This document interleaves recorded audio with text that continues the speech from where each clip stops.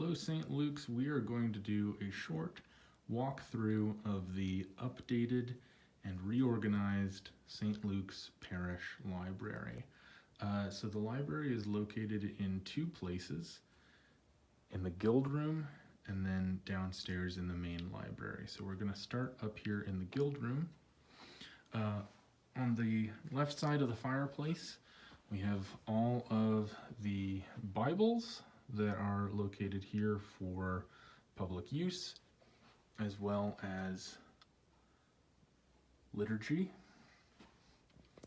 Taking it over to the other side of the fireplace, we have a complete set on the Interpreter's Bible, as well as more liturgy on the top shelf.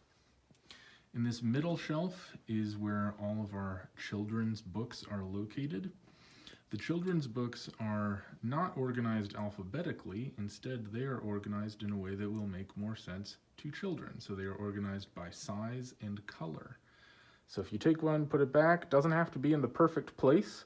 Should just be around books that are of the same size and color as the one that you have.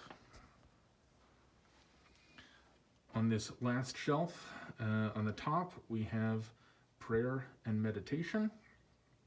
And this is where I'm going to start showing basically how these books are organized. So every category, with the exception of a few, has a number by it. So prayer and meditation has category number 2. So let's take out a random title. You'll see on the top right, on the top left of every book, there is a number and 3 letters. So typically this will correspond to the number of the category. So you see there's a number 2 for category number 2, and HAU, which corresponds to the first 3 letters of the author's last name. So if you're not sure where it goes, you can put it back right where you got it.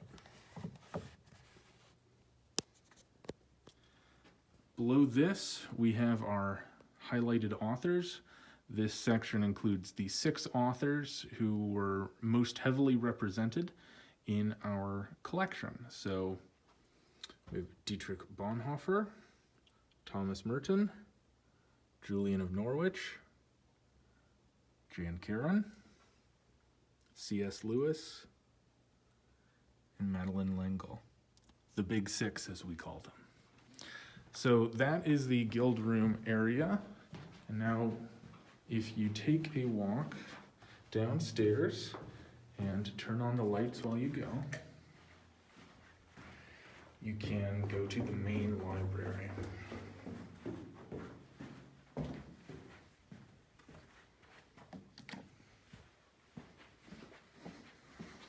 The main parish library is located in the basement, so you'll take a left. And then it's in this middle room here on the right. There's a little label, and it will remain unlocked whenever you are in the building. So you'll see, if you're familiar with this room, that it's been broken down a little bit. There's a little more open space than there used to be as you come in. On the left, this whole shelf here is category number 3, theology.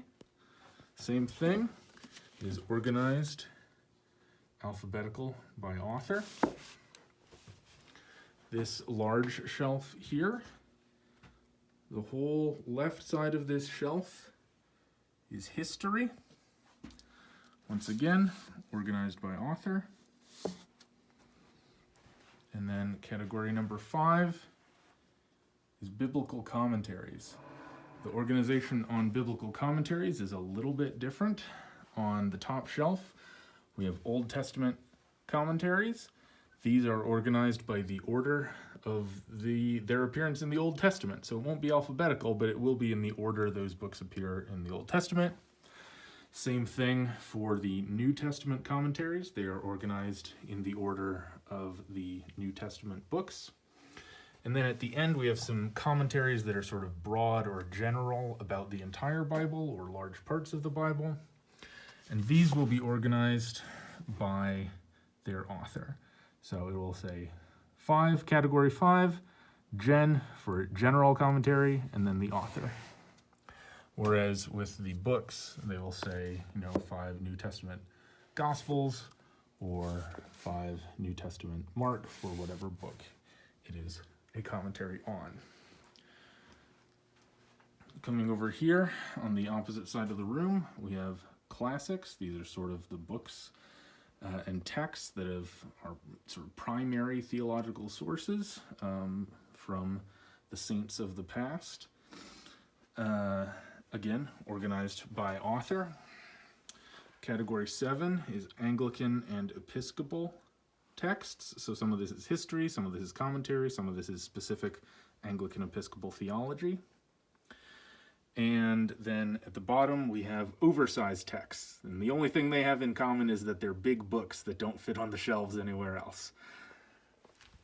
Category 9 is biography and memoir. This is organized slightly differently. It is not organized by the author. It is organized by the subject or the person that it's about. So this book on Thomas Cranmer is Category 9, CRA for Cranmer. Category 10 are devotionals. Some of these are like calendar devotionals, like 30-day or 365. Some are less tied to a calendar. And then the top shelf over here, the last tall shelf, is world religion. These are also organized by author. There's 2 shelves of them, and it addresses sort of Christian denominations outside the Anglican Episcopal Church, as well as religions outside of Christianity. Category 12 is Christian education. Category 13 is ministry. And Category 13 ministry refers both to ordained ministry and lay ministry. Category 14 is the most vaguely titled of them all, social issues. It's kind of a grab bag for the things that didn't fit into other categories, but are in reference to contemporary political, social, or moral issues in society. Again, organized by author, Category 14, first 3 letters of the author's name. And then the last category in this small shelf along the back wall is fiction. This is organized very similarly. It's 15, first 3 letters of the author's last name. So all the fiction is located on this last shelf.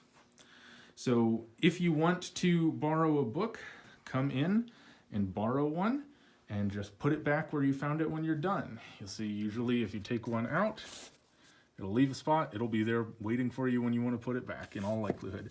If you're not sure where to put it back, just double check the label at the top left and it should be easy enough for you to figure out. If you get confused, just sing the ABC song and you'll get there.